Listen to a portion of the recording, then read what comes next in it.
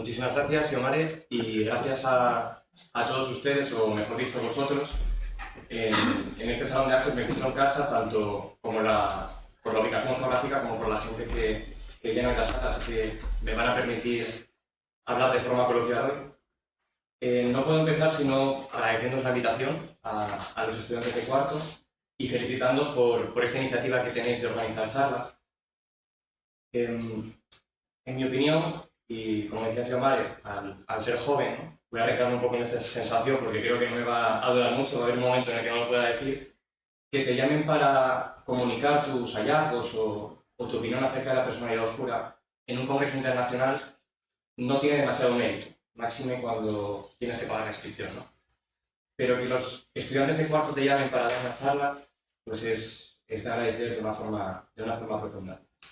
Y creo que este agradecimiento lo puedo extender, lo puedo hacer grupal a mis compañeros del grupo de investigación en psicometría aquí presentes, profesor Álvaro Postigo, profesora Covadonga González Nuevo, y también al profesor Eduardo García Cueto, jubilado de esta casa y que ha sido vuestro profesor de psicometría. No me olvido tampoco de nuestro querido profesor Marcelino Cuesta, que no está aquí presente, pero creo que todos nosotros, él incluido, estaríamos muy agradecidos y estamos muy agradecidos de que hayáis llamado a la metodología dentro de esta charla. Sabéis que en el mejor de los casos ha sido un área ignorada, en el peor denostada, por el resto de áreas psicológicas. Entonces, el hecho de que llaméis a un psicómetra, de que hayáis cometido la temeridad de llamar a un psicómetra para dar una charla, creo que manda un mensaje muy claro. Con esto quiero avisar, y no asustar a nadie, pero todo lo que vamos a tratar aquí es psicometría. Hacer una reflexión filosófica acerca del mal, que es por donde voy a comenzar, es tan psicometría como hacer un análisis factorial o mirar los índices de discriminación de los ítems. Bien, dejando esta premisa clara, voy a empezar con una introducción, que no es introducción porque calculo que en el mejor de los escenarios voy a estar media hora, por tanto la introducción tiene poco, pero creo que es necesario hacerla. Me parece artificial empezar esta charla definiendo directamente lo que es la personalidad oscura, porque nadie que quiera investigar personalidad oscura empieza interesado en sí por la personalidad oscura. Lo que nos llaman las personas que investigamos, las personas que hayáis leído un poco de este tema, es la idea de maldad.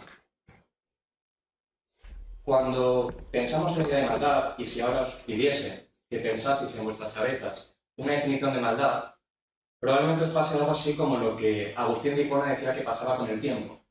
Todos sabemos lo que es el tiempo, pero nadie lo sabe definir.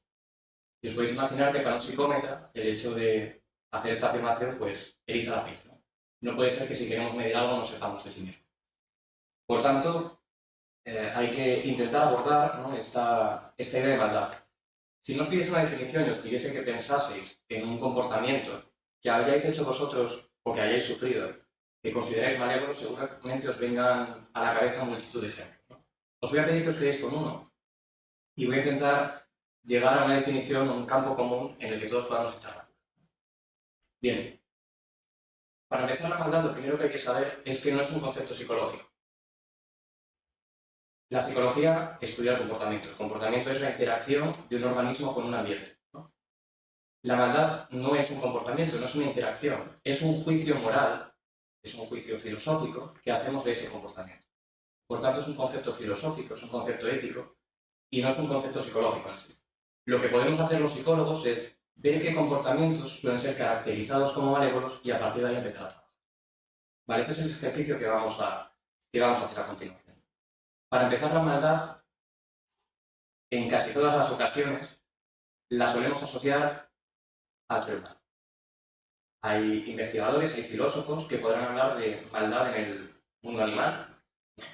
Todos hemos visto vídeos de mamíferos marinos, por ejemplo, jugando con crías de otros animales, o al típico gato jugando con una presa sin una intención alimentaria, sino parece que simplemente una intención exploratoria.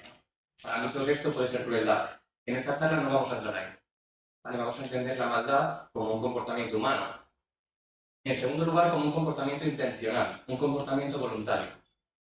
A todos y todos hemos hecho daño alguna vez a alguien sin querer, sin saber que estábamos haciendo daño. Esos comportamientos que surgen de la ignorancia no solemos denominarlos malévolos, aunque hagan daño. pero no solemos darles esa etiqueta, ¿no? Por tanto, tiene que ser una conducta intencional. En tercer lugar, tiene que ser un comportamiento que busque un beneficio individual. Esto de beneficio no debería sorprender a nadie de los aquí presentes. Cualquier comportamiento busca siempre un beneficio. Esto ya lo sabemos. Lo que nos debe hacer poner el foco es esta parte de individual. Hablamos de un beneficio que no es compartido por la sociedad o por el grupo social, sino que es un beneficio que beneficia, valga la redundancia, a la persona que ejecuta ese comportamiento y no al resto del grupo social. Al resto del grupo social lo que le va a generar es una desventaja, un daño. Probablemente esa conducta, ese comportamiento en el que estabais pensando, muy probablemente cumpla con estas 4 categorías. Entonces, ya tenemos un suelo común sobre el que establecer la definición, pero esto no es suficiente. Tenemos que buscar más arraigos, más raíces. Los que habéis pasado por la asignatura de psicometría, sabéis que solemos recomendaros que cuando empezamos a definir un constructo psicológico, una variable psicológica, empecéis por la RAE, por el diccionario, por el uso social del término.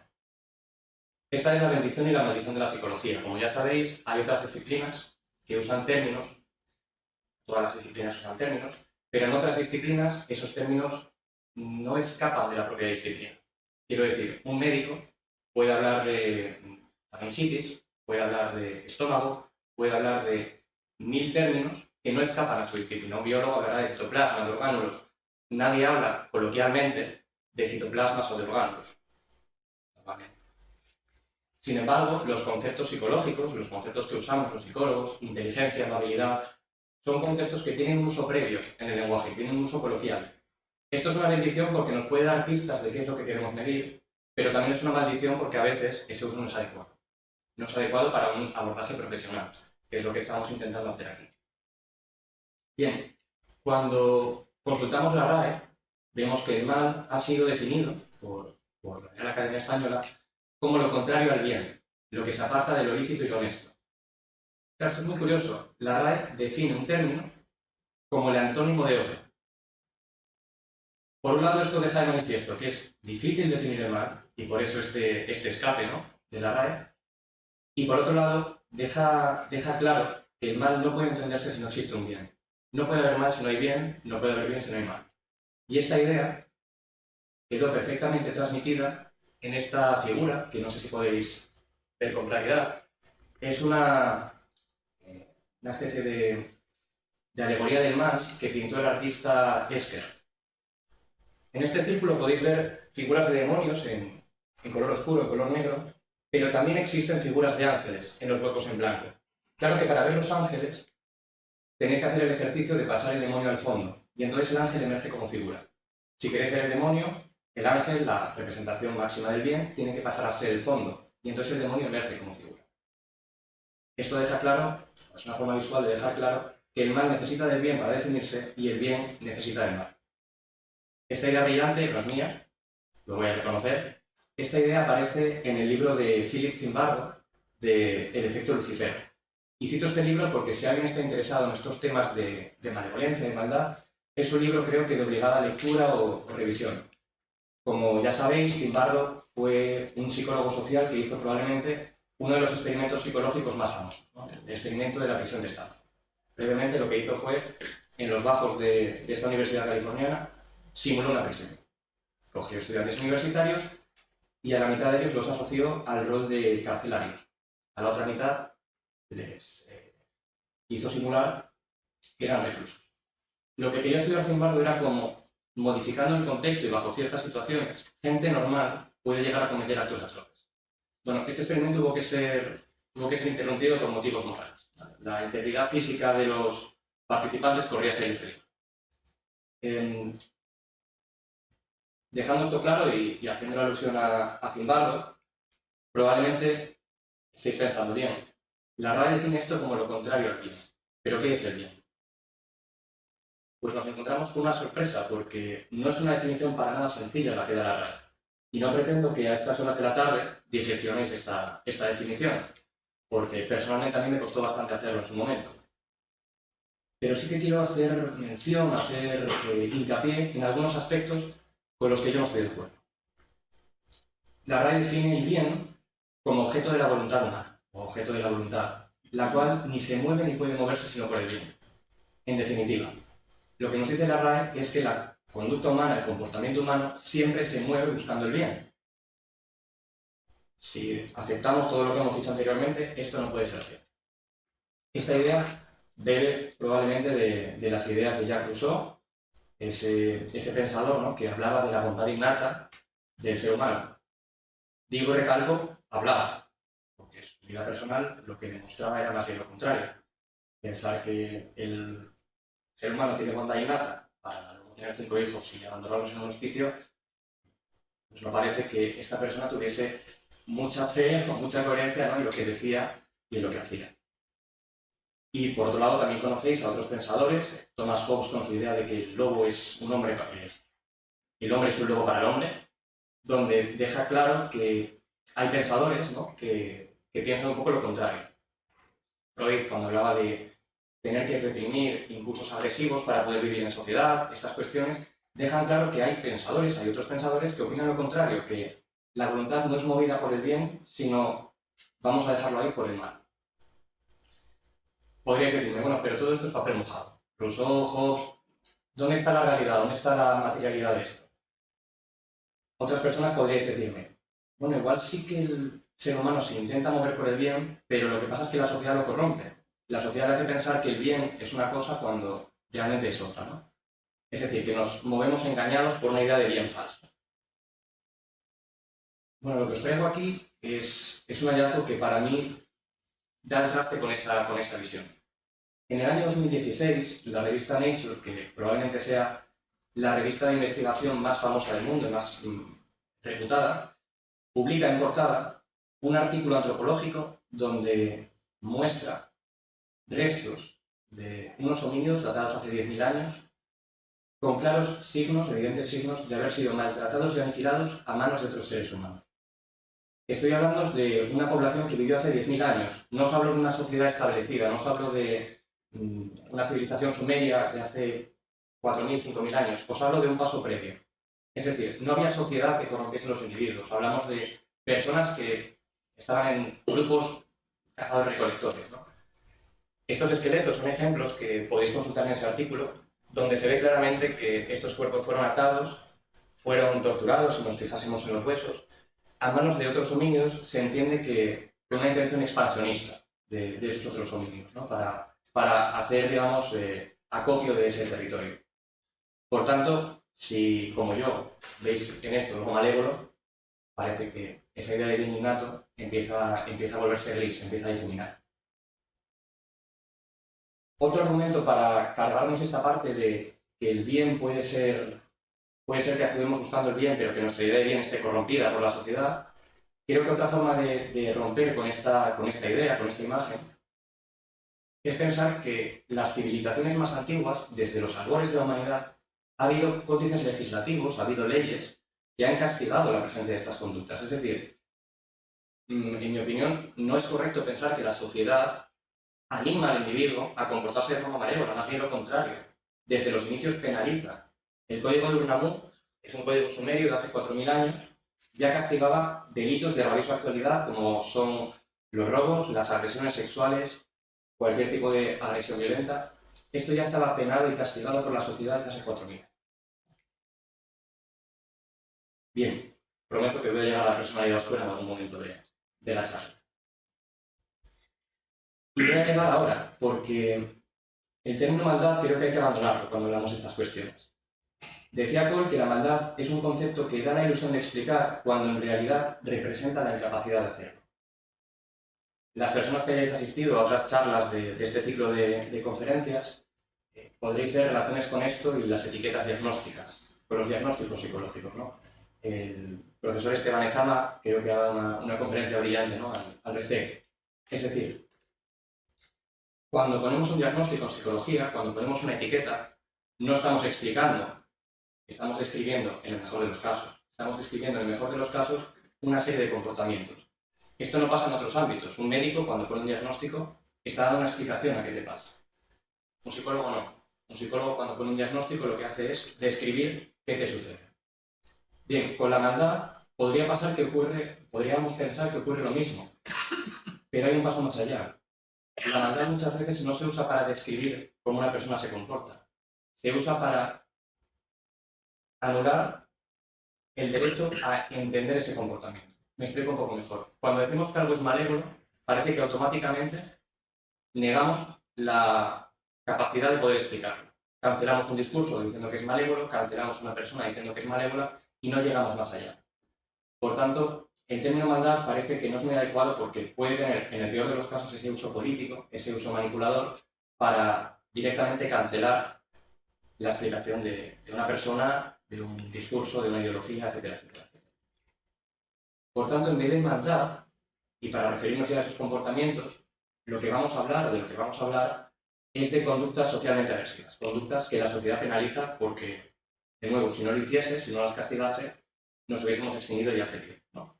Esas conductas, que repito, son humanas, intencionales, buscan un beneficio individual y generan una desventaja ajena. Bien, muy brevemente. Si un comportamiento se da solamente en un momento temporal y contra una persona, en principio no diríamos que esa persona es, por ejemplo, manipuladora. Si tenemos a una persona que en un momento determinado miente a su jefe para conseguir un ascenso, bueno, pues una persona coherente y sincera en el resto de contextos, no la llamamos manipuladora. Pero si esa persona manipula a su jefe, llega a casa, manipula a su pareja, sale con los amigos y intenta manipular para que todo el mundo cuadre la agenda en base a sus propias necesidades, y además lo hace frecuentemente y durante un tiempo mantenido, entonces ya decimos, esta persona es manipuladora, ¿no? Es decir, cuando los comportamientos se repiten, se dan en distintos contextos y son estables, es cuando hablamos de tendencias de respuesta amplias, consistentes y estables, es decir, de rasgos de personalidad, que es de lo que va esta charla, ¿no? Un conjunto de rasgos, en teoría de rasgos, se denomina o se llama personalidad. ¿Por qué oscura? No lo sé. No os puedo responder esa pregunta. En el año 2002, cuando se hace una investigación que junta varios de estos rasgos socialmente aversivos, pues los autores deciden llamarlo personalidad oscura. Y es el nombre, digamos, de marketing que ha quedado, y es el nombre que voy a usar el resto de la charla, para hablar de estos comportamientos que la sociedad suele juzgar como benéficos. Perdón, como malevolentes. Bien. No obstante, probablemente muchos de vosotros hayáis escuchado hablar de personalidad oscura y os suena el concepto de tríada oscura de la personalidad, ¿no? Esa asociación de tres rasgos socialmente aversivos, repito, conductas humanas, intencionales, que buscan un beneficio individual generando una desventaja. La psicopatía, el narcisismo y el maquiavelismo. Intuiréis que estos rasgos no se empezaron a estudiar en el 2002. En el 2002 lo que se hizo fue agruparlos bajo una misma etiqueta, pero su historia es es anterior. O sea, la psicología siempre ha querido explicar a los individuos que se comportan de esta forma socialmente aversiva. La idea de ahora es explicar o hablar un poco de la historia de cada uno de estos rasgos, ¿no? Para hacer un poco de introducción y que sepamos con un poco más de riqueza a qué nos referimos con cada una de estas etiquetas. Y voy a empezar con la que creo que más nos interesa a todos, porque es la más grande. Psicopatía. Todos los aquí presentes sabemos lo que es psicopatía, pero no lo sabemos por la carrera. Lo sabemos por series de televisión como CSI Las Vegas, CSI Miami si tenéis peor gusto, o Mentes Criminales si tenéis buen gusto de series, ¿no? Películas como El silencio de los corderos, American Psycho, o podcast de True Crime donde se habla de individuos aberrantes que llevan a cabo comportamientos que nos repelen, ¿no? En resumen, personas que tienen o parecen tener una falta total de empatía, de emociones morales, de ser capaces de entender o de procesar las emociones negativas que tienen los demás. Bien, si esto es así, yo creo que lo que primero hay que pensar es por qué llamamos psicópatas a estas personas. Porque si analizamos la etimología, el sentido de psicopatía, psicopatía lo que significa es sufrimiento del alma. A lo que yo respondería, ¿no? Parece que más que el sufrimiento del alma del psicópata es lo que sufre es el alma o la psicología, ¿no?, de la gente que le rodea. ¿Por qué psicopatía? Bueno, antes, en la historia de la psicopatía se usaba para, de forma genérica, meter, como si fuese un cajón desastre, distintos tipos de problemas psicológicos, ¿no? Había otros términos, por cierto, para hablar de los psicópatas, que a mí personalmente me parecen que son más acertados. Por ejemplo, Richard hablaba de locura moral. Locura moral parece que se acerca más al sentido de psicopatía. Pero como digo, volviendo a lo útil, a lo que nos puede interesar, ¿por qué psicopatía? Por esta sintomatía. Este investigador fue Herbert Leckey, fue, digamos, el originador de la idea del psicópata que hoy tenemos en nuestras cabezas. Escribió un libro que también os recomiendo si os gustan estos temas. El libro se llama La máscara de la cordura. En ese libro se desarrollan casos clínicos donde bueno, pues este investigador veía patrones comunes. Gente insensible, manipuladora, con tendencia a comportamientos antisociales, es decir, a cometer delitos o infringir normas. Y una característica que quiero remarcar especialmente porque si consigo que os llevéis esto de la charla, creo que es un triunfo. El encanto superficial. El encanto superficial probablemente sea una de las características más peligrosas que tienen las personas que solemos llamar psicópatas. Es algo en lo que el profesor Antonio Cervero, que está aquí en la sala, también hace mucho hincapié cuando habla de psicopatía, ¿no? Esta idea del psicópata como una persona que se va a presentar ante nosotros con un cuchillo o que la vamos a mirar a los ojos y vamos a dar un respingo porque vamos a notar su falta de empatía y de moralidad, está muy bien para el cine, pero la realidad es que los psicópatas tienen un encanto superficial, de ahí el nombre del libro. La máscara de la fortuna. El psicópata sabe retorcerse detrás de una personalidad que puede parecer encantadora en un primer momento. Los psicópatas, no todos los psicópatas, son criminales. Hay psicópatas en las empresas, hay psicópatas en las universidades, hay psicópatas que son padres, hay psicópatas que son hijos, hay psicópatas que son parejas. ¿Bien? Cuando solemos detectar al psicópata no es en el corto plazo. Que una persona nos caiga bien de primeras no implica nada. Es en el largo plazo donde solemos ver ese patrón de invalidarnos constantemente emocionalmente, aprovecharse de nosotros y no seguir las normas sociales. Voy a hacer también una apreciación aquí que a veces salen preguntas al respecto. La falta de empatía del psicópata, voy a hacer una simplificación muy extrema, ¿no? de lo que es el autismo, no tiene nada que ver con los rasgos autistas. Un autista no reacciona a las emociones de los demás o no reacciona de forma adecuada porque no las percibe, no es capaz de discriminar cuando una persona está feliz, está triste y reaccionar en consecuencia. Repito, estoy haciendo una simplificación para adaptarme a la charla, ¿no? Y a la hora y media. Un psicópata puede perfectamente saber cuando tú estás enfadado, cuando estás triste, cuando estás alegre. De hecho, lo normal es que lo sepa y lo aproveche para lograr sus propios beneficios, ¿vale? Es lo que algunas personas hablan de empatía cognitiva y empatía afectiva. El psicópata lo que no tiene es empatía afectiva. No siente dolor cuando los demás o su entorno cercano siente dolor. El autista no es que no sienta dolor porque no empatice contigo, sino porque no ve que tú estás triste o estás enfadado. Repito, es una simplificación extrema para dejar este tema claro. Os podéis extrañar que de momento no he hablado de eso, de criminales, asesinos en serie y demás. Esa idea del asesino psicópata probablemente venga de este otro señor, Robert Hare, que a mi entender es la persona viva que más sabe de psicopatía del mundo, ¿vale? Hare lo que hace es coge el listado de síntomas o de signos de los que habla Clegg y los estudia en población penitenciaria. Claro, si tú estudias esto en criminales, vas a deducir o vas a entender todos los psicópatas son criminales, ¿no? Que es la idea que se desprende de sus investigaciones. Hare hace, digamos, que las ideas de Clegg se eleven a la enésima potencia. Me explico un poco mejor. Clegg lo que hizo fue describir una serie de sujetos de forma sistemática. Hare lo que hace es un cuestionario psicométrico, una prueba objetiva, que evaluaba esos rasgos. Lo pasa a grandes muestras y a partir de ahí saca un modelo. Por un lado saca un test, que es la Psychopathic Checklist, la PCL, que si os gusta este tema de psicopatía es, digamos, el test que tenéis que utilizar para evaluar a psicópatas. Y por otro lado saca un modelo asociado a ese cuestionario.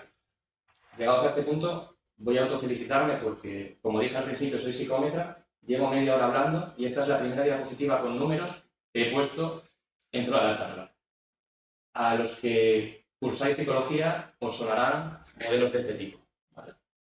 Recuerdo brevemente, los círculos son rasgos, son variables latentes, y los cuadrados son ítems. Como esto no para desarrollar ahora la psicopatía, pues sería muy denso para la charla, pero simplemente para transmitiros lo siguiente. La psicopatía está formada por 4 variables latentes. Esta es la obra maestra de Hegel. Un factor interpersonal, que habla de esa tendencia a manipular y a mentir a los demás. Una faceta afectiva, que habla de la insensibilidad emocional y la falta de remordimientos. Un factor de estilo de vida, donde la persona se comporta de forma impulsiva y responsable. Y finalmente un componente antisocial, que es donde la persona delinquiría, cometería esa idea que tenemos de las películas de el psicópata infantil que de crío quemaba las lagartijas o maltrataba al gato, viene de ese componente antisocial o delictivo. La única diferencia que hay entre algunos modelos actuales y esto es que hay gente que se carga este componente delictivo, que entiende que para hablar de psicopatía no hace falta cometer delitos, frente a Hegel, que opina que sí. Ya os he dado el motivo. Hegel estudiaba en prisiones. Hegel era psicólogo criminal, ¿no? Bien, idea fundamental de aquí. La psicopatía no es solamente una cosa. En opinión de Hegel son 4. Son 4 variables latentes. Paso ahora entonces a hablar de otro de los rasgos, del segundo, del narcisismo. Bueno, el narcisismo, en mi opinión, ya sí es un término que es muy ajustado a lo que queremos transmitir.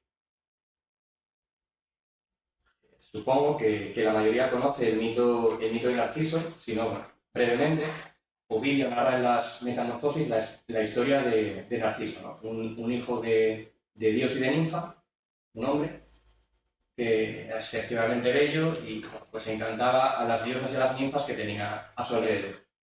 Las encantaba pero no las quería, es decir, cuando se enamoraban de él las maltrataba, las despreciaba con crueldad, hasta que un día topó con una ninfa que se llamaba Eco. Desprecia, Eco se va a llorar a una cueva y aparece entonces Némesis, la diosa de la venganza. Némesis dice, hasta aquí llegamos, y castiga a Narciso. Lo castiga haciéndose verse a sí mismo en una masa de agua, en un estanque. Al verse Narciso se enamora de sí mismo, a partir de ahí entra en una espiral autodestructiva y muere. Y allá donde muere nace la flor de Narciso, ¿no? De toda esta historia lo que me interesa es que creo que capta perfectamente todos los rasgos narcisistas. Es decir, desprecio hacia los demás, crueldad en ese desprecio y un sentimiento exacerbado de la propia estima, es decir, soberbia. Soberbia a todos los aspectos. El resumen del narcisismo es que tú te crees mejor que los demás en sentido absoluto. Mejor que los demás y con más derecho a aspectos sociales, éticos, a cualquier aspecto de los demás. Lo que separa el mito de Ovidio de la psicometría, que es de lo que voy a hablar ahora, es una larga lista de psicoanalistas que han hablado del narcisismo desde la perspectiva psicoanalítica. Yo no soy psicoanalista, entonces no voy a ser capaz de explicaros bien esos autores, entonces lo voy a dejar en suspense. Simplemente quien esté interesado, que sepa que el propio Freud tiene una serie de tomos hablando del narcisismo, ¿no? Interesante si alguien quiere bucear en ello. Voy a la psicometría. Antes hablaba de la PCL para la psicopatía. Si os interesa el narcisismo, el test por excelencia que lo evalúa es el NPI. El NPI se publica en el año 88 y tiene 7 componentes. Me preguntaréis, bueno, ¿y cuáles son? ¿Por qué no los pones? No los pongo porque me parece que ya sería pediros demasiado a estas horas de la tarde después de haberlo hecho con la psicopatía. Ese es el primer motivo. ¿Vale? Quedaros simplemente con que el narcisismo debería tener por debajo 7 variables latentes. Igual que la psicopatía tenía 4, según Ruskin y Terry, el narcisismo tiene 7. Y el segundo motivo por el que no los pongo es este.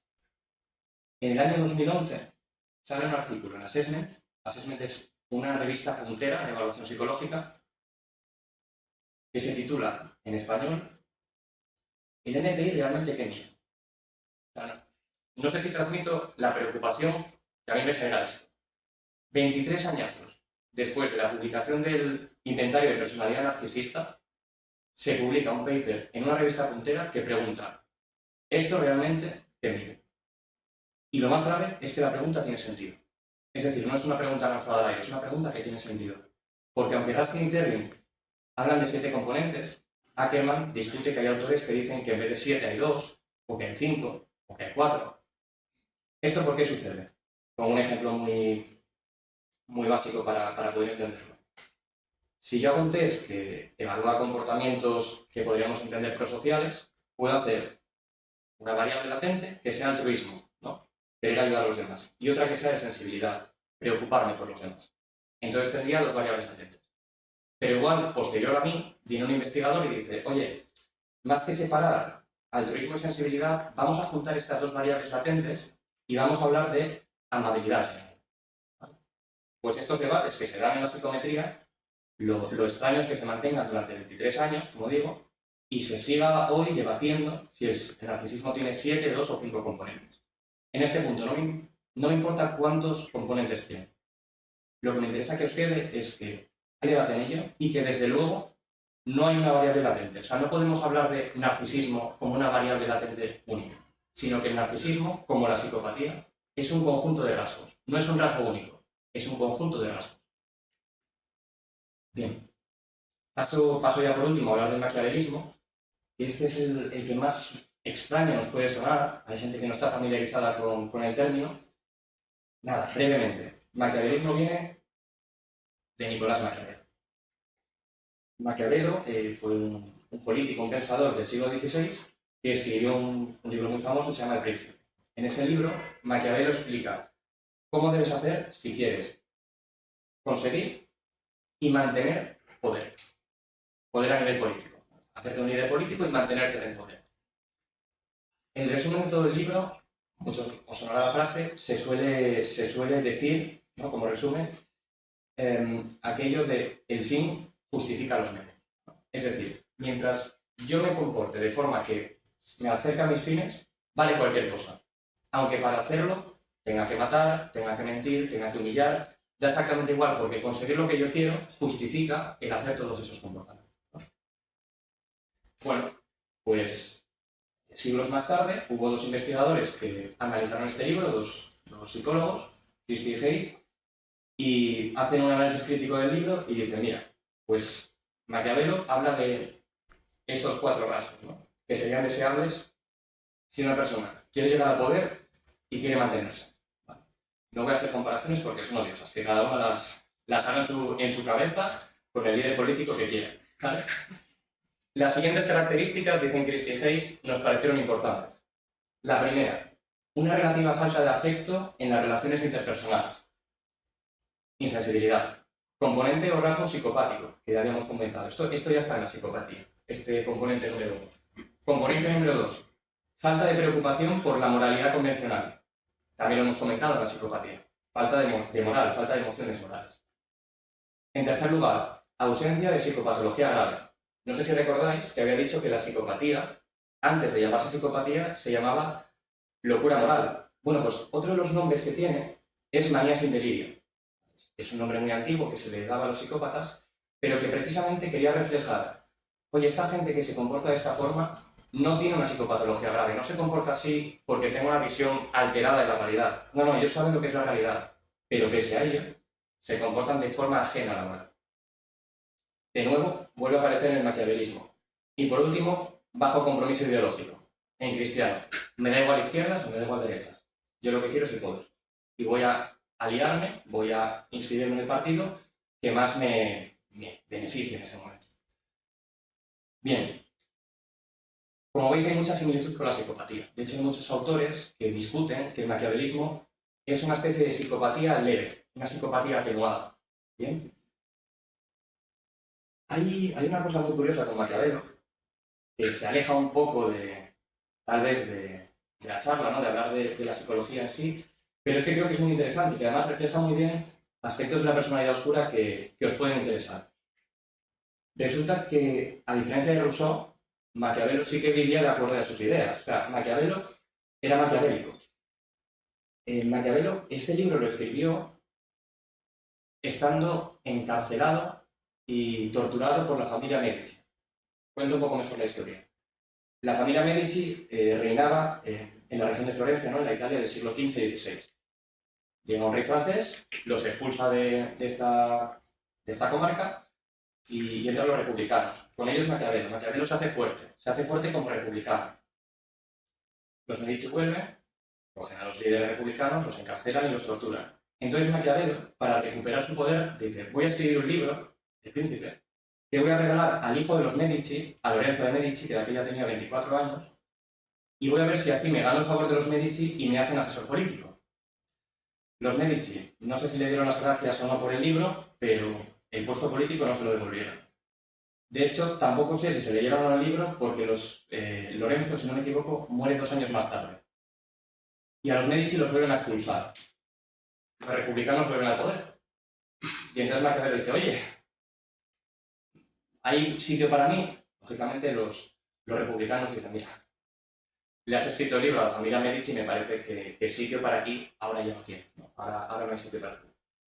¿Por qué os cuento esta historia? Porque creo que refleja una idea importante de estos rasgos.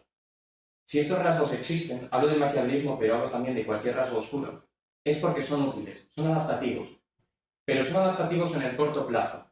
Es decir, las personas que se comportan de estas formas malévolas pueden obtener beneficios individuales mucho más rápido que la gente que se comporta de forma moral, pero en el largo plazo generalmente acaban cayendo, acaban pues, siendo castigados por la sociedad, ¿no? Por sus comportamientos. Es una idea que creo que merece tener la pena de fondo.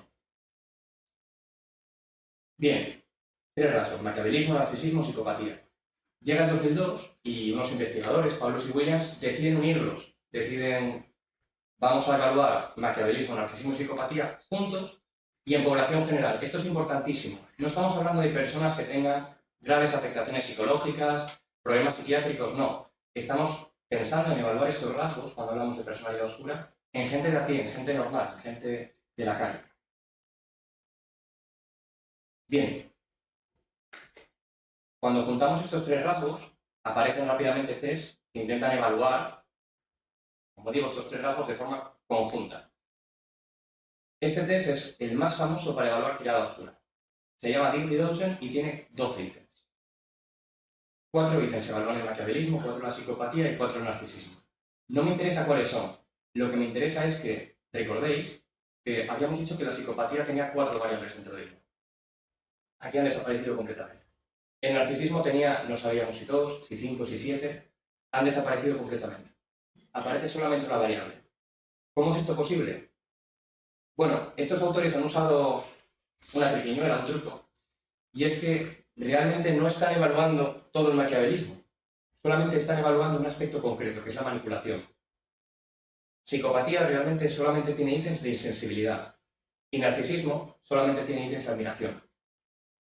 Por tanto, aunque la triada oscura se diga que evalúa estos 3 rasgos, no está evaluando estos 3 rasgos. Está evaluando rasgos concretos que hay dentro de la psicopatía y un rasgo concreto dentro del narcisismo. Más adelante empieza a haber debate de decir, oye, ¿habrá más rasgos oscuros aparte del maquiavelismo, la psicopatía o el narcisismo? Y empieza a haber propuestas. Propuestas hay muchas y no tenemos tiempo para abordarlas y desarrollarlas todas. Entonces, voy a hablar solamente de 2 más. Una de ellas es la tétrada oscura, que creo que por las caras a algunas personas os suena aquí. La tétrada oscura es añadir a estos 3 rasgos el sadismo. Es decir, en vez de 3 rasgos, tendríamos 4. El sadismo lo definen como la búsqueda de placer en el sufrimiento ajeno. A mí el término sadismo no me acaba de convencer. Se usa en literatura y es el término correcto, ¿no? Si hablamos de tétrada oscura. Pero realmente sadismo en la psicología siempre se usó de forma clásica para hablar de sadismo sexual, es decir, de buscar ese sufrimiento, ese placer en el sufrimiento, pero en el ámbito erótico. De hecho, si alguien no conoce al Marqués de Sade, no le deseo conocerlo tampoco porque es un autor muy polémico, pero bueno, la palabra sadismo viene precisamente de este personaje que es una persona bastante oscura, con gustos precisamente en el ámbito sexual sádicos, ¿no? De ahí viene la palabra sadismo.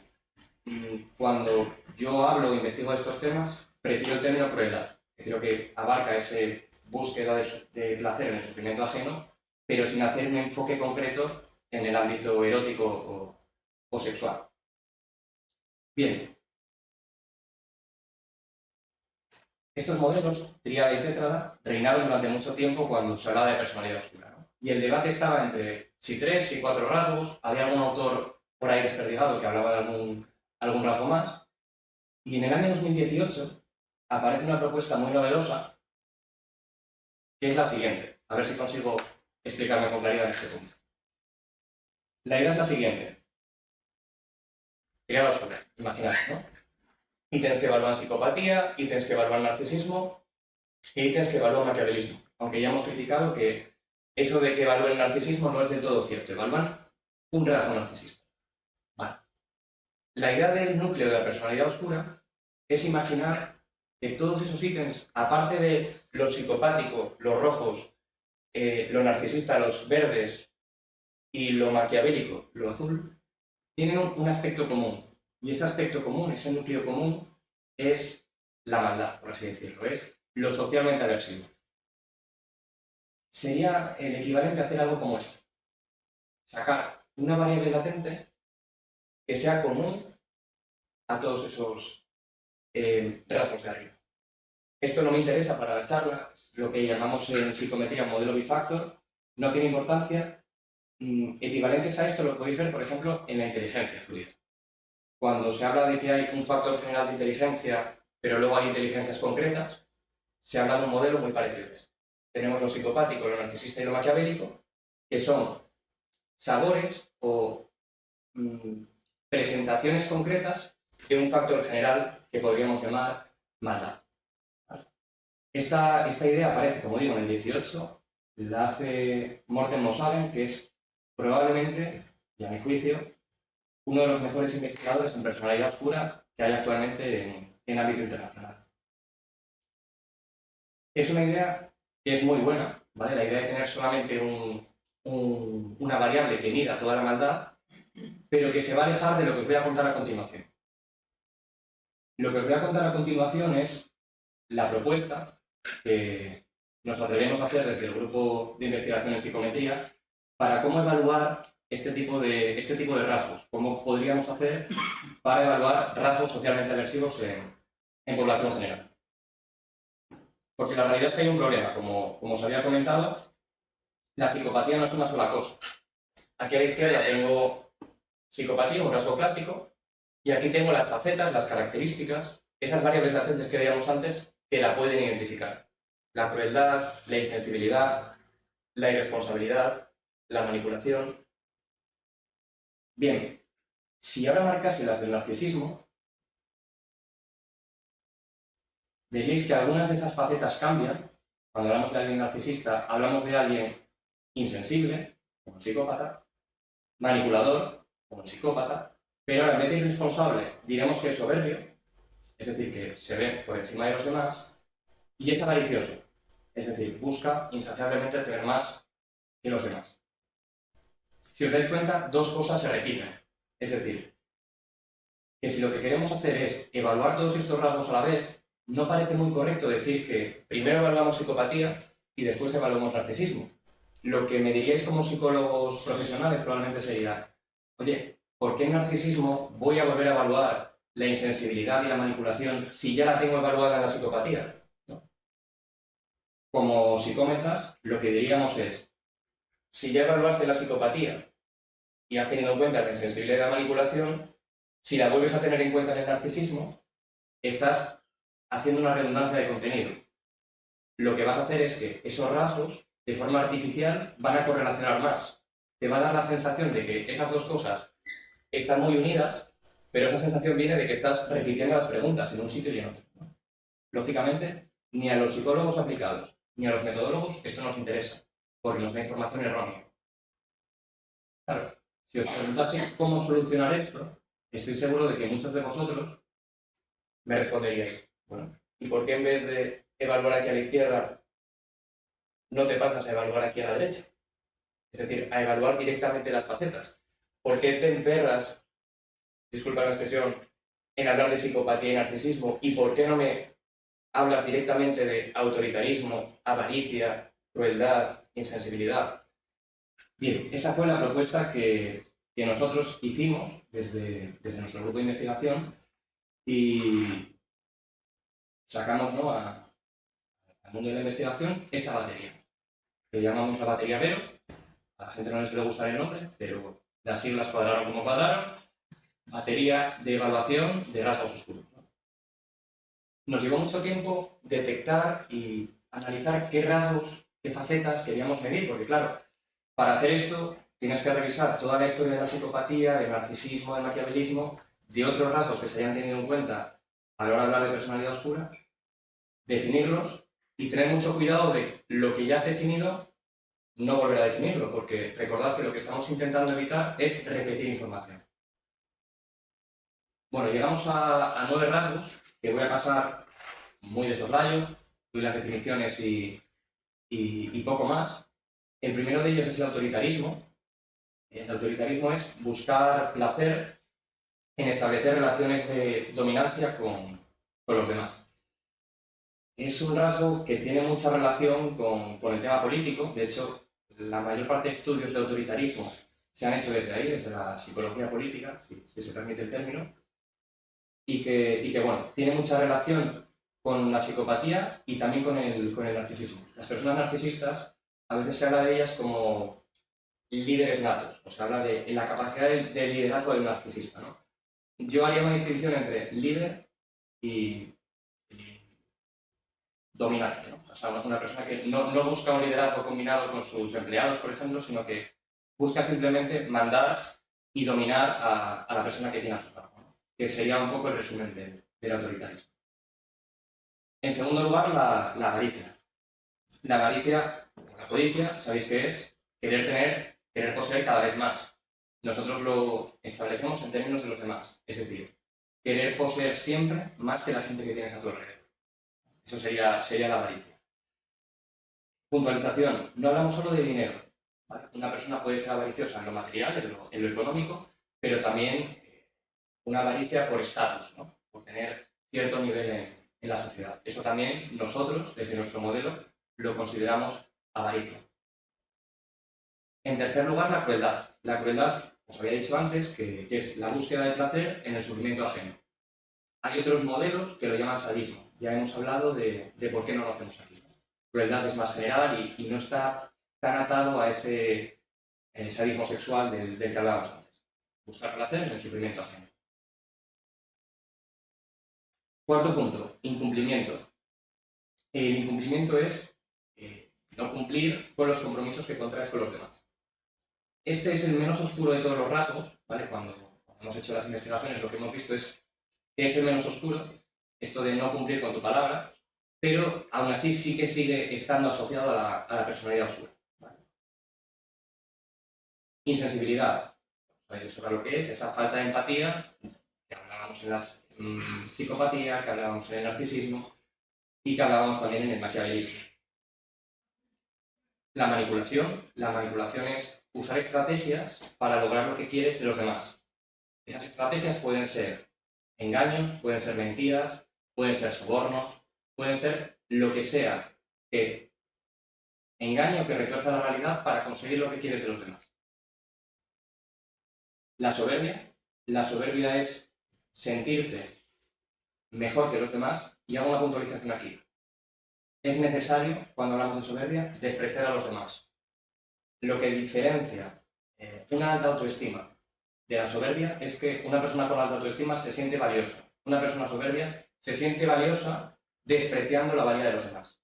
Tiene ese segundo componente necesario para hablar de soberbia. La transgresión es romper normas sociales. Sería lo más asociado a ese componente delictivo del que hablábamos antes. Conductas antisociales, en definitiva. Y por último, la venganza. La venganza es percibir que alguien te ha hecho daño y querer que esa persona reciba más daño del propio.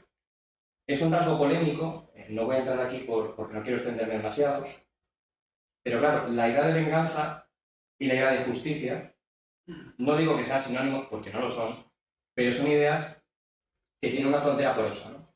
La justicia está instaurada por un sistema social, la venganza es individual, en principio, ¿vale? Hacemos esa matización en nuestro modelo. La venganza es un acto individual, no es un acto social. Bien, llegados a este punto, voy ligero, que sé que la hora no ayuda. Viendo este modelo, podría quedaros dudas acerca bueno, cómo se comportan los datos y demás. No voy a entrar ahí, no es mi intención ahora enseñaros todos los datos que soportan el modelo. Mi intención es que me creáis y si alguien tiene dudas o tiene interés, pues estoy más que abierto bueno, a hablar, a debatir con posterioridad de cómo nosotros hemos conseguido demostrar que estos rasgos no se solapan, que son rasgos independientes y que tienen, como digo, entidad propia, es decir, que el autoritarismo y la manipulación, por ejemplo, son cosas diferentes a nivel psicológico. Bien, todas esas justificaciones que se basan en parte en teoría, parte en estadística, os pido aquí que hagáis un acto de fe, que me creáis que está hecho, y si alguien tiene, desde luego, alguna pregunta o duda, al final de la charla o en cualquier momento, estoy más que abierto a hablar de ello. De lo que quiero hablar en retos no es de esto, sino es de cosas que pasan o pueden pasar cuando usamos cuestionarios en evaluación, aunque los usemos bien. Muchas cosas de las que voy a decir no se refieren solamente a personalidad oscura, sino que se refieren a cuestionarios en general. Y son más bien, más que afirmaciones, son reflexiones, de las que luego, como digo, si queréis que nos extendamos o que debatamos, pues aquí hay psicómetras, hay expertos en psicología clínica, hay mucha varianza, ¿no?, para poder iniciar un debate o una conversación. Bien, problemas de los que podemos hablar. Hablo ahora de escalas que responde la propia persona. Cuando usamos el término autoinforme, hablamos de escalas que responde la persona a la que evaluamos. No es el clínico quien marca lo que corresponda, sino que es la propia persona. Bueno, cuando usamos estas escalas, nuestra batería es un tipo de escala de autoinforme, está el problema de la comprensión y está el problema de la inatención. ¿A qué me refiero con esto? La persona puede no entender a qué nos referimos con el ítem. Cuando usamos cuestionarios clínicos donde es el profesional quien rellena, ese problema no existe. La persona está formada en el cuestionario y sabe lo que significa cada enunciado. Cuando se lo pasamos a alguien, no podemos estar seguros al 100% de que entienda lo que nosotros queremos que entienda con ese ítem. Hay procedimientos psicométricos, el estudio de los famosos procesos de respuesta, que nos pueden ayudar a saber si la persona realmente entiende lo que queremos que entienda. Pero aún así sigue siendo un problema habitual en los cuestionarios de autoinforme, ¿no?, que hay que tener en cuenta. El segundo es la inatención. Aquí no me voy a extender. En el lenguaje coloquial, la persona a la que entrevistamos o a la que le pasamos el test puede estar por dudas. Es decir, puede no estar centrada en realizar el cuestionario. De nuevo hay formas, hay métodos para poder controlar o ver si la persona está atenta, desde las famosas preguntas de control, que son preguntas que metes en el cuestionario para ver si la persona está leyendo los ítems o no, hasta técnicas de eye tracking, cámaras que vigilan por dónde se mueven los ojos en la pantalla para ver si lees o no lees los ítems. En fin, hay multitud de técnicas que parecen que son capaces de captar esa atención, aunque sea un problema a la hora de responder estas preguntas. Otro problema que os sonará es la aquiescencia, es decir, que la persona diga siempre que sí, que está de acuerdo con lo que le preguntes, independientemente del contenido de lo que le preguntes. Él siempre responde que sí. No voy a entrar en cómo se puede arreglar o abordar la aquiescencia porque daría para mucho. Simplemente quiero dejar planteado que es un problema y es un problema que podemos tener con escalas de personalidad oscura y con cualquier tipo de escala en general. Y doy paso ya a probablemente lo que más chicha pueda tener en relación con esta charla, que es la deshabilidad social. La deshabilidad social es responder lo que socialmente se espera de uno. Es decir, responder lo que te hace quedar bien delante de los demás en un autoinforme. Lo que tenéis que saber, o lo que es importante de este sesgo, es que no siempre es explícito. O sea, no es una simulación, no es que la persona quiera mentir en el cuestionario. Este sesgo muchas veces aparece simplemente de forma implícita, la persona no es consciente, y da la respuesta que socialmente es deseable, ¿no? Para solucionar esto, técnicas en las que realmente podamos tener confianza, hay pocas. En mi opinión hay pocas, y es un problema que tenemos cuando hacemos este tipo de evaluaciones. Es verdad que a los investigadores no nos interesa mucho, o no nos importa mucho, porque como nuestros cuestionarios son anónimos y no hay consecuencias derivadas de esa evaluación, pues la deshabilidad social está ahí, pero no afecta mucho. A los que os dediquéis a la práctica profesional, ya hay un problema. Recordamos que estamos evaluando avaricia, crueldad, manipulación. La persona, si sabe que luego se van a dar esas respuestas y que se van a asociar a él o a ella, esto puede generar un problema. Y un problema que va más allá de la deshabilidad social y que tiene solución compleja es el tema del engaño. ¿Vale? Aquí estoy separando la deshabilidad social, que es un sesgo que muchas veces se comete sin saber, al engaño, es decir, a una persona que quiere mentirnos con el test. Con estos rasgos, repito, en ámbito investigador no suele haber problema. La gente, si lo hace de forma anónima, no va a mentirte en el test, probablemente no tenga ningún tipo de necesidad de hacerlo. Pero de nuevo, la gente que esté sin aplicada, pasar estas escalas puede tener ese riesgo, ¿no? Que la persona intente engañar o simular respuestas para ocultar este tipo de rasgos. Soluciones a estos rasgos, desde la psicometría, existen escalas de validación, escalas de simulación, escalas de engaño, las cuales pues, pueden tener aspectos y puntos de crítica que, de nuevo, dejo aquí planteados en el desarrollo por si alguien, después de la charla, pues quiere ahondar en este tema y hacer una pregunta al respecto. Otro reto, fuera ya de los problemas que pueda haber cuando se responde un test. Otro problema del que creo que merece la pena hablar es de esto que ves en pantalla. Estas son las puntuaciones, los resultados que hemos hallado hace, creo que fueron 2 años, cuando empezamos con estos temas. Esto que aparece aquí es una mala noticia para mí como investigador, es una buenísima noticia para vosotros como sociedad. Me explico. La gente tiende a puntuar bajo en rasgos socialmente aversivos. Esto tiene todo el sentido del mundo, como he insistido en la charla. Si no fuese así, nos hubiésemos suspendido hace mucho tiempo, ¿no? Fijaros que en crueldad casi todo el mundo puntúa 0. En el resto de rasgos, pues hay personas más repartidas, ¿no? Pero aún así la respuesta más frecuente, la barra más alta, siempre está en 0. La gente tiende a decir que no, tiene a marcar el 0 en todos los ítems que se refieren pues, a soberbia, manipulación, a crueldad, a cualquier rasgo oscuro. ¿Por qué lo dejo aquí planteado? Bueno, creo que esto puede implicar, por un lado, ese bajo impacto de los rasgos socialmente aversivos en sociedad, pero por otro lado puede estar indicando que hay algo más allá del 0. Es decir, que podemos evaluar algo que vaya más hacia la izquierda de lo que vemos en estas gráficas. Me explico un poco mejor. Tal vez lo que ocurre, voy a poner un ejemplo con la crueldad, un ejemplo un poco extremo. La crueldad es buscar sufrimiento en el placer ajeno.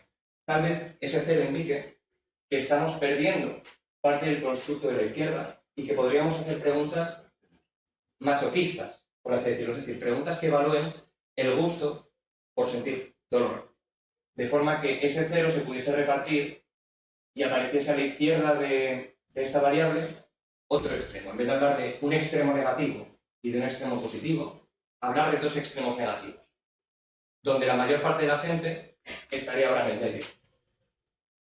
Desde la insensibilidad, es decir, como otro ejemplo, desde la insensibilidad, nadie debería ser insensible, a la labilidad emocional o la incapacidad de regular tus emociones.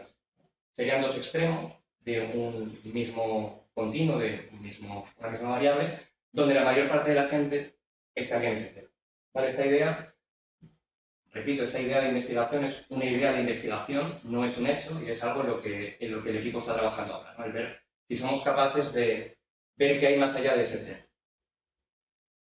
Y ya, por último, ya para cerrar la charla, no quiero extenderme más, decir versus hacer. Las personas que hayan cursado análisis de conducta en esta casa saben perfectamente a lo que me refiero con esto. ¿Y esto es un problema? No, no es un problema, disculpad, es una realidad a la que hay que prestar atención, hay que tener en cuenta. Los cuestionarios psicológicos no evalúan cómo la gente se comporta. Los cuestionarios evalúan cómo la gente dice que se comporta. Lo que la gente dice que se comporta o cómo la gente dice que se comporta también es un comportamiento, pero no tiene por qué ser el mismo comportamiento al que queremos evaluar. No es un trabalenguas. Lo que quiero decir aquí es que muchas veces nos comportamos de una forma y decimos que nos comportamos de otra. Y esto no es un problema para la persona que use test, sino es una realidad que hay que tener en cuenta. Es decir, el test, saber lo que una persona dice, puede dar mucha información. El problema en la evaluación es cuando hacemos el salto de pensar que lo que la persona dice que hace es lo que hace. Teniendo esto en cuenta, teniendo esto en mente, salvamos, digamos, ese problema o esa crítica que a veces se le hace a los test, sabiendo que siempre que pasemos un test autoinformado y muchas veces heteroinformado también, estamos en el decir y no tenemos en el hacer, donde existen otras técnicas y otros métodos de evaluación y de investigación que deberían ser los aplicados. Bueno, pues con esto yo cierro ya mi intervención. Espero no haberme alargado demasiado. Agradeceros enormemente la asistencia y la organización de nuevo de estas charlas y quedo, por supuesto, más que abierto a cualquier duda, pregunta, cuestión que haya podido surgir a partir de la charla. Muchas gracias.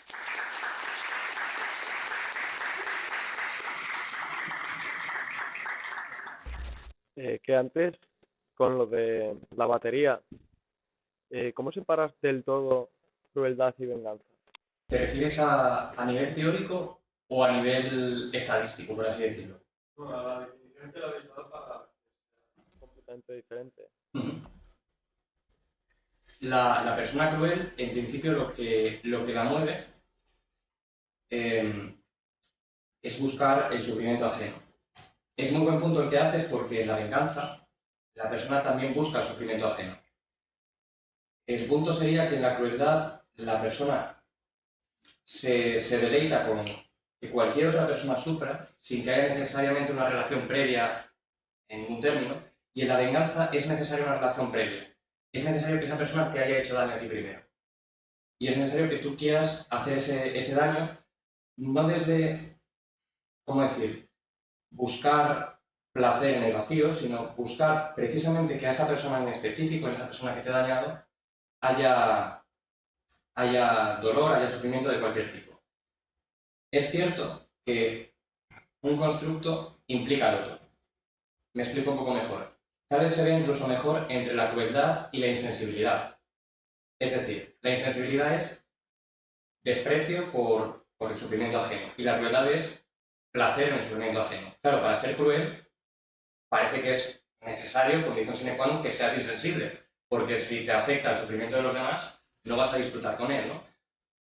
Por tanto, probablemente la gente cruel sea insensible, pero que esos conceptos se necesiten a nivel teórico y a nivel empírico, porque se ve que hay esa relación, no implica que no sean diferentes.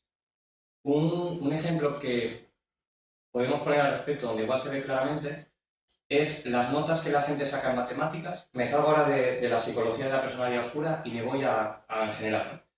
Las notas que las personas sacan en matemáticas y las notas que la gente saca en lengua, en ámbito educativo. Esas dos variables están muy correlacionadas. De hecho, son muy similares. La gente que va bien en matemáticas suele ir bien también en lengua. Pero es claro que algo es matemáticas y algo es lengua. Aunque esos dos conceptos se necesiten mutuamente, tú los puedes separar a nivel teórico, hay una justificación.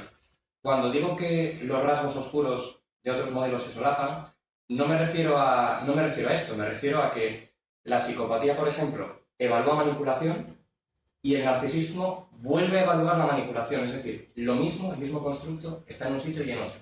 Sin embargo, en crueldad y en venganza podemos distinguir lo que es cruel de lo que es vengativo, aunque la gente vengativa demuestre ser cruel contra esa persona.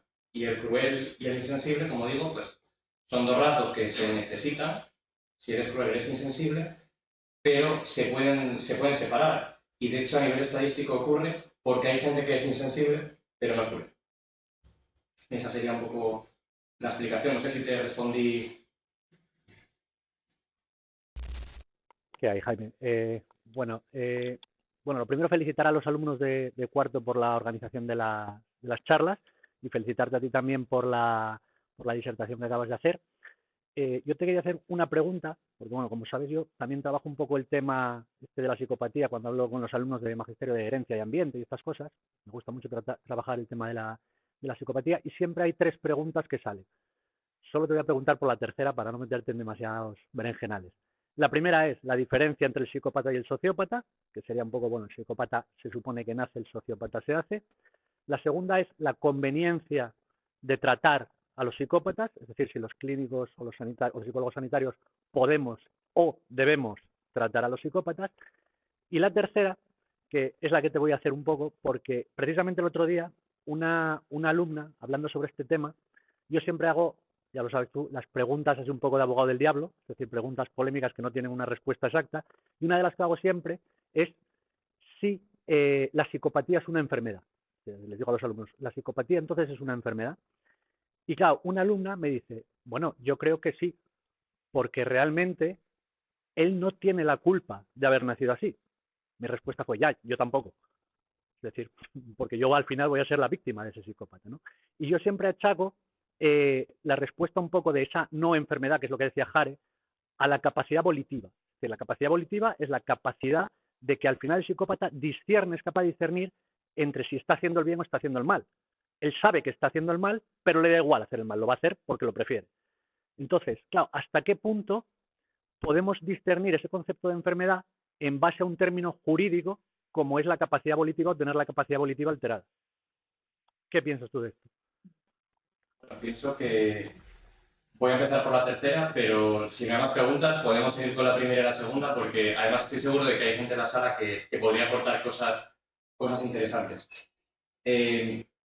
Este tema de cómo tratar al psicópata a nivel jurídico, no voy a afirmar nada, digamos, con vehemencia, porque no estoy formado en temas jurídicos y tampoco trabajo a nivel profesional con estos diagnósticos o con estas etiquetas, ¿no? Pero sí que a nivel filosófico sé que ha traído debate. De hecho, he leído autores que criticaban, claro, llegaban a criticar, no recuerdo los nombres, ¿no?, de filósofos, si es moral el hecho de poder imputar a un psicópata, ¿no? Si lo que está alterado en la persona es la capacidad de discernimiento entre el bien y el mal, parece que no sería moralmente correcto juzgar a esta gente, igual que hay no eximente, pero sí atenuante, ¿no?, por el consumo de drogas, porque la persona no es capaz de ordenar su propio comportamiento cuando está bajo los efectos de ciertas sustancias, ¿no?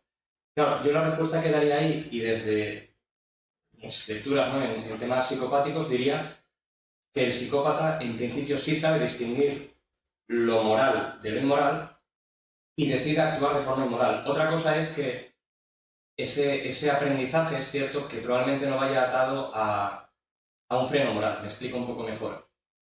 El psicópata sabe que matar está mal y ahí se queda. Yo voy a presentarme como no psicópata, porque así me percibo. Entiendo que matar está mal, pero además tengo un freno emocional al hacerlo. Es decir, si yo estuviese en una situación donde tuviese que matar, tengo una emoción probablemente de miedo, que también es una emoción que se ve que en los psicópatas está muy atenuada, miedo al hacerlo, probablemente culpabilidad posterior, una serie de emociones que son las que Vicente Garrido, que probablemente muchos conoceréis como un gran experto en psicopatía de aquí de España, llama emociones morales, que en el psicópata no están presentes, ¿no? Entonces, en la cuestión de la imputabilidad, yo te respondería por ahí. En el caso de la enfermedad, opino un poco como tú, ¿no? Claro, el hecho de que la persona no tenga la culpa de ser así, claro, eso creo que no es un aspecto definitorio de lo que es una enfermedad. Yo puedo no tener la culpa de ser calvo o de ser X, Y o Z, pero la calvicie no es una enfermedad, ¿no? Lo que define enfermedad es otras cosas, ¿no? De hecho, claro, sería discutible decir que cualquier problema psicológico es esa enfermedad, porque realmente, bueno, creo que no soy la persona más indicada, y más estando en esta casa, de hablar, ¿no?, acerca de si los problemas psicológicos son enfermedades o no. Creo que hay gente en esta facultad mucho más formada al respecto, ¿no? Pero lógicamente yo me alineo en pensar que no lo son, ¿no? Los problemas psicológicos son están hechos de otro material, de otra materia, que no es la enfermedad. Dicho esto, es verdad que existe dentro del DSM, si nos guiamos, ¿no?, por la psicología más instaurada, más académica, existe el diagnóstico de trastorno antisocial de la personalidad, que, ojo con esto, no es sinónimo de psicopatía. El trastorno antisocial de personalidad, si no me equivoco, requiere como síntoma, que la persona cometa conductas no delictivas necesariamente, pero sí antisociales.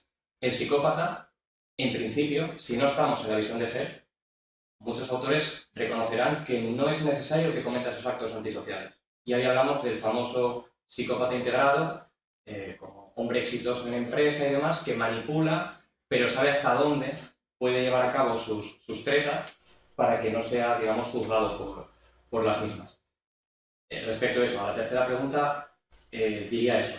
Con las otras dos, no sé si hay alguna pregunta más o si no desarrollamos posteriormente, porque me parecen interesantes. Veo por ahí alguna mano. Porque creo que a lo largo de toda la explicación que nos has dado, has hecho, digamos, una muy buena explicación de la validez de constructo que tiene. Nos has explicado toda la historia, las definiciones, diría que a la perfección.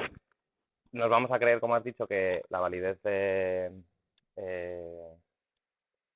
perdón, me ha ido el nombre del tipo de validez ahora, ¿cuál es? ¿Eh? ¿Cómo? No, Sí, no, te estaba hablando de los tipos de de los validez. componentes. Sí, que has hablado todo el rato de la de constructo, digamos, la parte teórica.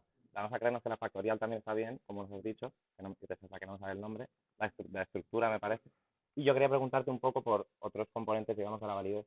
En concreto me interesaría saber, no sé si lo habéis llevado a cabo, si no, qué lugar tiene, digamos, esta concepción de la personalidad, esta parte de la personalidad, en relación a quizás modelos más amplios en el sentido de que abarcan más, de que nos van a algo tan concreto como puede ser la personalidad oscura, sino, por ejemplo, el modelo Big Five, qué relación tiene con ese modelo y hasta qué punto es capaz de, digamos, de aportar, por ejemplo, capacidad predictiva de algún tipo, en qué ámbitos habéis visto que aporte capacidad predictiva, controlando el efecto de lo que es esos modelos, digamos, que abarcan más componentes, digamos, ¿no? No, es una pregunta buenísima.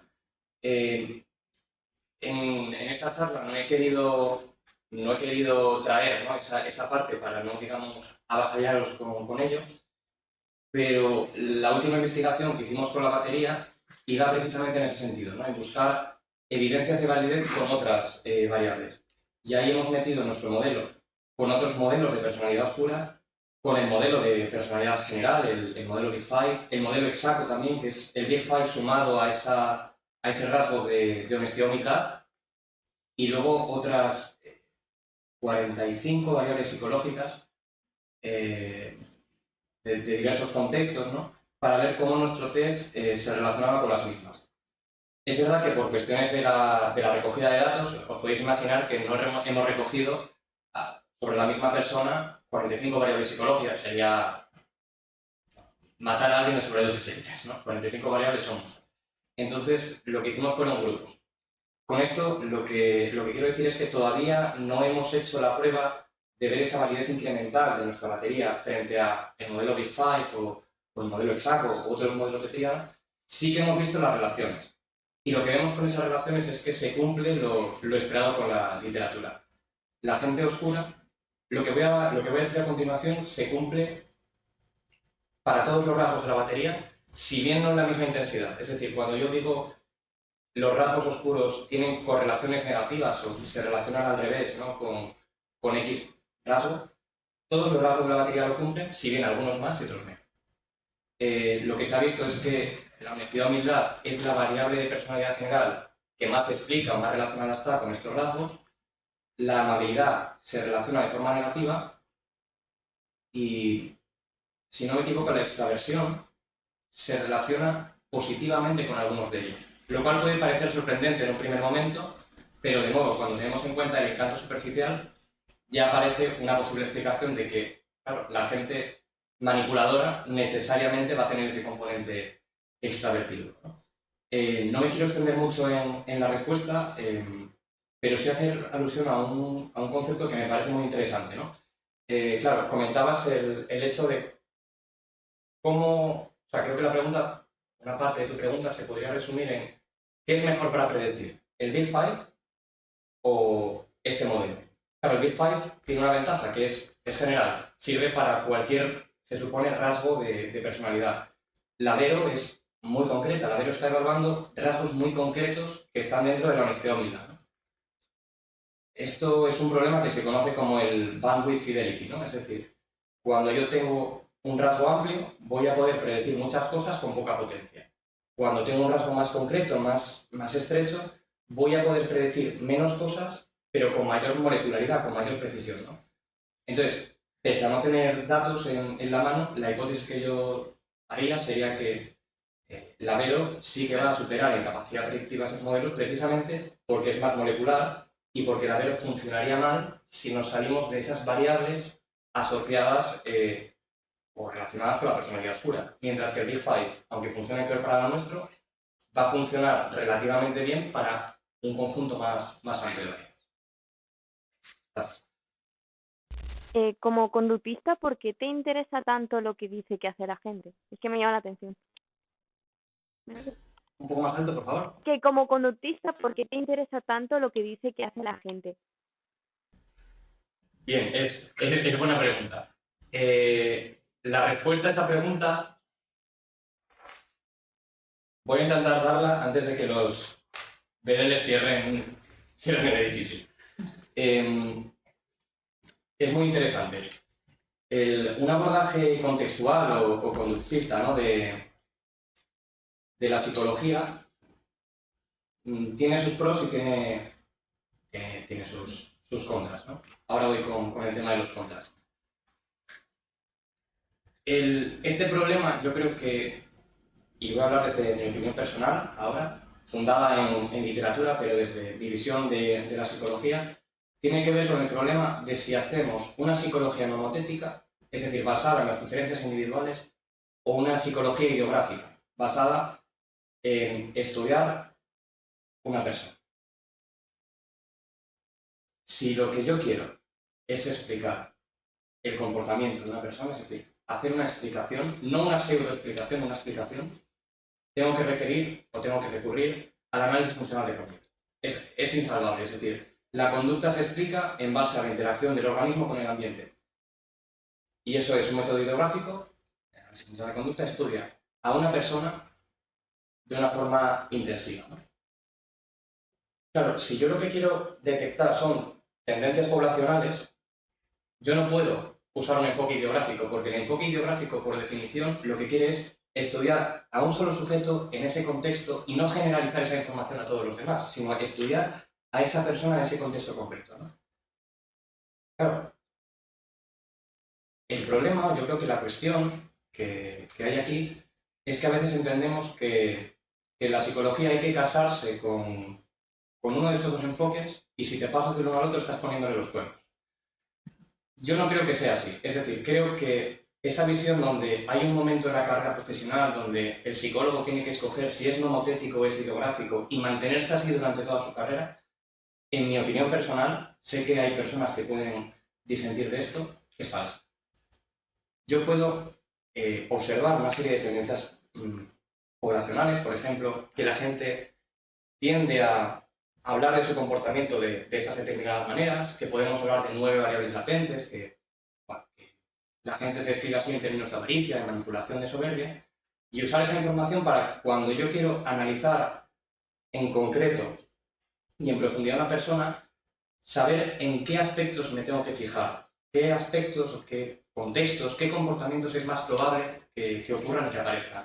Y de forma inversa, la persona que estudie a estos individuos o a este tema de la personalidad oscura, que para un conductista hablar de oscuro sería raro y hablar de personalidad sería también aberrante, hablar de conducta socialmente aversiva, vamos a decirlo así, en ese estudio intensivo de distintos individuos podrían salir comunalidades, patrones comunes que desde un enfoque nomotético se podrían confirmar. De hecho, creo que lo que os comenté de Clecquet y Diger describe eso.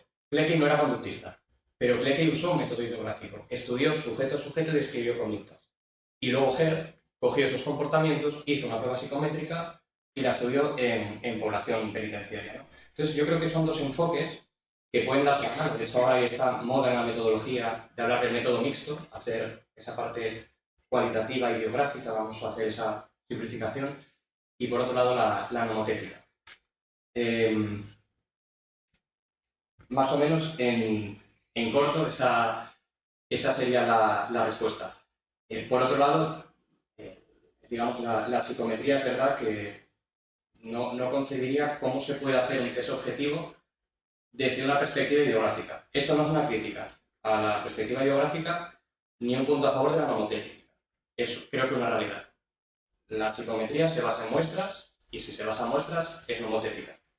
Lo ideográfico va por otro lado. ¿Quién es la gente oscura y dónde está? La pregunta es buena. Otra cosa es las consecuencias de responder a esa pregunta, ¿no? Bueno, aquí lo primero que diría es que hay que evitar caer en una dicotomía, ¿no? Como decíamos al principio, bueno o malo. Es decir, yo no diría gente oscura, gente no oscura. Lo que diría es que hay un gris, hay un continuo donde todos nos ordenamos, ¿no?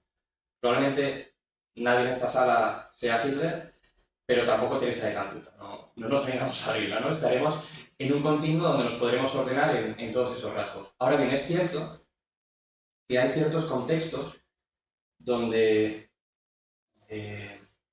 este tipo de comportamientos son más probables, este tipo de tendencias son más probables por la naturaleza de ese propio contexto. Voy a ver si no me meto en camisas once varas. Lo que se ha visto es que en ámbito empresarial y en ámbito político, la presencia de rasgos oscuros es muy superior a la que puede haber en otros contextos. Y tiene todo el sentido del mundo, porque lo que mueve a esta gente que busca el beneficio individual mayoritariamente es el poder. Y el poder en las sociedades actuales se obtiene a través de lo económico, es decir, lo empresarial, o a través del dominio de los demás, ¿no? Es decir, la política. Entonces ahí sí que se ve cierta influencia de esos rasgos. Luego hay otra cuestión. Voy a referirme ahora al sexo por un lado y a la edad por el otro. Que creo que son las primeras variables que los investigadores suelen preguntarse. Oye, ¿hay diferencias aquí? Lo que vemos es que hay una ligera disminución de los rasgos oscuros a medida que la persona va cumpliendo años. Y esto tiene sentido. Es decir, como os contaba con la historia de Maquiavelo, lo normal es que a medida que tú vas cumpliendo años, por un lado, vas dándote cuenta que esas estrategias cortoplacistas no te vienen bien y por tanto probablemente vayas modificando esas tendencias y te vayas haciendo, digamos, más acorde a la moral, porque, o sea, si no cambias es que la sociedad te va a expulsar, te va a castigar, ¿no? O sea, la sociedad está castigando estos comportamientos. Por eso, a medida que la edad aumenta, pues parece que estas conductas, estos comportamientos disminuyen. Y por el otro lado, el sexo. Los hombres son más oscuros que las mujeres.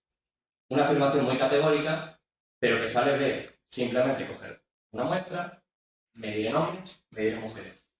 Y de nuevo, tiene todo el sentido del mundo, porque clásicamente, no digo que ahora los tiempos no estén cambiando, pero a nivel general, a nivel poblacional, estos rasgos son más socialmente aceptados en hombres, o sea, la idea de buscar el poder, de ser mejor que los demás, de manipular para lograr tus intereses, socialmente siempre se ha visto más asociada a roles masculinos que a femeninos.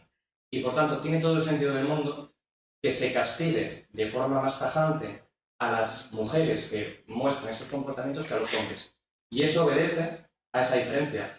Pero hay que tener cuidado con esto y no caer en una falacia de afirmación del consecuente. Quiero decir, que los hombres tiendan a ser más oscuros que las mujeres no quiere decir que un hombre, por ser hombre, sea más oscuro que una mujer. Esto es una diferencia poblacional y, como explicábamos ahora con la diferencia ideográfico-nomotético, describe una realidad, no explica un comportamiento y mucho menos el comportamiento individual de un hombre concreto. Esto es una tendencia poblacional, estadística, que vemos en los datos. Bueno, nada, que has comentado antes un estudio en el que lo que se hacía era asumir todos los rasgos de personalidad oscura en una única dimensión, y sobre todo lo que me llamaba la atención es que vosotros habéis hecho un poco justo lo contrario, ¿no? Entonces, ¿cómo se explica realmente los resultados de este estudio desde vuestra perspectiva de que no correlacionan entre sí los rasgos? Has dado en el clavo de la cuestión. Hemos hecho lo contrario a Moshagen y lo que es verdaderamente sorprendente es que nos llevamos bien con él. Es decir, nosotros usamos su modelo y publicamos con él, ¿no? Que nuestros rasgos hayan demostrado independencia. Cuando digo independencia, y tal vez no lo puntualice bien, me refiero a una independencia teórica, es decir, los expertos, cuando vieron los ítems, pudieron determinar que la crueldad estaba separada de la insensibilidad, y en el análisis factorial salían esas variables latentes, ¿no? Ahora bien, la correlación entre los rasgos oscuros de nuestro modelo es positiva y es alta. Ahora bien, no llega a ser tan elevada como para asumir que todas esas variables latentes son las mismas. ¿Qué ocurre con la investigación de Moshagen? Yo a Moshagen, a nivel personal, le admiro, es un metodólogo que admiro muchísimo porque me parece que tiene una finura y una coherencia en todo lo que hace impresionante. Moshagen lo que hizo fue coger test ya publicados, hizo un compendio, los pasó y buscó ese factor general. Lo buscó y lo encontró. Si yo quisiese con mis datos sacar ese factor general, probablemente sí que lo tuviese, podría obtenerlo, ¿no? Es verdad que no sería tan fuerte como el que él desarrolla. Al punto al que quiero llegar es que su modelo no tuvo, porque no era el objetivo, no digo que haya hecho malas cosas, no tuvo esa reflexión previa de definir los aspectos que quería medir, sino que lo que estipulaba era, oye, la literatura previa ha usado todos estos cuestionarios. Vale, yo voy a cogerlos todos y voy a ver si puedo extraer un factor común. Y lo extrae. Y ese factor común es muy potente, predice muchas cosas, pero esto enlaza otra vez con el problema de la bandwidth fidelity, es decir, ese factor general va a predecir solamente con una puntuación muchas cosas. El modelo, lo que hemos visto en nuestro modelo, y esto sí que lo hemos visto, es que, claro, cuando te pones a analizar cosas concretas, el modelo de factor D, el núcleo oscuro, va a poder predecirte todo más o menos bien. Nuestra batería, igual para, por ejemplo, las conductas de trolling, molestar a usuarios en línea por placer, lo que vamos a ver es que el rasgo de autoritarismo no explica gran cosa, el rasgo de transgresión tampoco mucho, pero de repente el rasgo de venganza y de crueldad, que son esos dos, crueldad y venganza se activan muchísimo y explican más que el factor D, que solamente con el mismo ya tiene poder explicativo, ¿no? Pero volvemos a lo mismo. Si hacemos rasgos muy concretos, somos muy predictivos de aspectos concretos y poco predictivos para lo demás. Moshagen tenía el enfoque contrario. Él lo que quería era sacar una puntuación general que sirviese para todo, aunque no fuese tan preciso y tan refinado como hacer un modelo más concreto. Tiene sus pros un enfoque y tiene sus contras. Bueno, la primera pregunta creo que era acerca de la psicopatía y de la sociopatía. Lo que se puede decir al respecto es como remarcaba Antonio, las personas que hablan de psicopatía hablan de un supuesto origen biológico, ¿no? Sobre todo de esa desconexión moral, de esa desconexión emocional. Se hizo hace poco tiempo famoso un vídeo de un neurocientífico que estudiaba la psicopatía, ¿no? Lo comento por si alguien lo ha visto, que bueno, él cuenta una historia muy graciosa, ¿no? Con esto de la base biológica de la psicopatía. Él dijo, bueno, voy a estudiar la base neurobiológica de la psicopatía. Y usó para ello neuroimágenes de personas con diagnóstico psicopático y personas sin diagnóstico psicopático. Sabéis que las investigaciones de neurociencias son caras y entonces a veces los investigadores en neurociencias se usan a sí mismos de control. Se hacen una neuroimagen y se usan para sus investigaciones como personas del grupo control. Entonces él estaba viendo las neuroimágenes y vio unas activaciones clarísimas en psicópatas. Se puso a ordenar los datos y cuando ve las imágenes dice, oye, se me ha colado un psicópata en el grupo control. Y cuando mira el nombre dice, meca, soy yo. Y entonces comenzó a preguntarle a psicólogos y psiquiatras de su entorno y lo que le dijeron fue, a ver, sí, no te ofendas, pero sí tienes rasgos psicopáticos. Lo que pasa es que has sabido integrarte y has desarrollado, digamos, respuestas socialmente deseables, aunque no tengas, digamos, esa noción moral por debajo, ¿no? Lo pongo como ejemplo esto de esa supuesta base biológica en la que yo no voy a entrar porque no estoy en ese campo, no soy neurocientífico, entonces no puedo desarrollarme más, ¿no? Pero en este caso hablaríamos de una psicopatía, es decir, una persona que supuestamente tiene una base genética que le predispone a esto. El sociópata se supone que es una persona que se comporta como lo que entendemos por psicopatía, pero porque el contexto lo ha moldeado así, por experiencias muy aversivas en la infancia que han hecho que se desconecte emocionalmente del mundo, en la explicación que queramos darle. Pero ha sido la sociedad, no nació así, sino que se hizo así, como decía Antonio, ¿no? Licken, en los años 90, escribe un libro que se llama The Antisocial Personality y tiene un gráfico muy chulo donde explica esto, ¿no? El resumen que él hace es un poco lo que acabo de decir. Si tú eres biológicamente psicópata, pero tienes un buen contexto de crianza, probablemente tu desarrollo sea socialmente deseable. Si tú tienes los genes a tu favor, es decir, no eres psicópata, pero tienes un mal contexto de crianza, el desarrollo va a ser socialmente indeseable. Es decir, lo que se supone que acaba moldeando a la persona, y esto también está mi propia visión de la psicología, es el contexto. Y por evadir un poco este debate de si psicopatía o sociopatía, si existen las dos, creo recordar que el propio Herr decía, a mí me da un poco igual. Es decir, lo que a mí me interesa son los comportamientos. Quien habla de psicópata o habla de sociópata es una forma, digamos, de en su discurso marcar si piensa que el origen es genético o es contextual. Pero a mí lo que me interesa son los comportamientos, no qué los ha originado, que es precisamente lo que mide en esa PCL, ¿no? Entonces, la diferencia, como digo, es más de dónde viene ese comportamiento y no tanto del comportamiento en sí.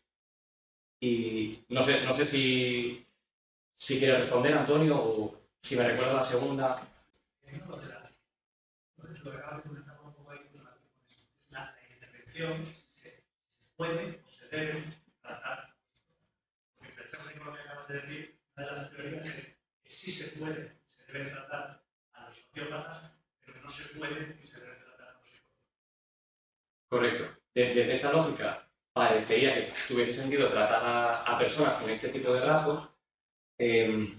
Yo aquí, claro, no tengo formación en ámbito de intervención, pero sí que, si no me equivoco, Vicente Garrido habla de esto de una forma muy interesante, y es que hay evidencias, no hablo ya de psicópatas integrados, hablo de psicópatas criminales, donde se dice que intervenir con psicópatas es contraproducente. ¿Por qué? Porque cuando tú haces una intervención para este tipo de personas, lo que podríamos pensar como psicólogos es, vale, esta persona no se comporta de forma socialmente deseable. Vamos a enseñarle lo que es comportarse de forma socialmente deseable y a castigar, a reforzar cuando se comporta así y a castigar lo otro. Bueno, lo que podemos hacer con esto es enseñarle a esa persona a distinguir finamente las respuestas socialmente deseables que se esperan de él. Si eso falla, lo que estamos haciendo es enseñarle al psicópata cómo manipular mejor a los demás. Y al parecer, aquí repito, no soy experto, sí que hay evidencias de que los programas de reinserción para psicópatas son un fracaso y de hecho pueden hacer daño a la sociedad por este motivo. A nivel clínico de población general, lo único que me atrevo a decir es que, por digamos, salvaros a los que os dedicáis a la clínica, probablemente no os lleguen muchos psicópatas, más bien ninguno, por lo menos la queja no va a ser me siento mal porque soy psicópata, ¿no? Precisamente porque si eres psicópata no te sientes mal. Te llegará el compañero del psicópata o del narcisista a decir, oye, esta persona me tiene que mal. Pero vamos, desde los conocimientos que yo tengo, mi respuesta sería esa. Si la quieres matizar, porque sé que tú tienes conocimientos también de este tema, encantadísimo. No, Perfecto.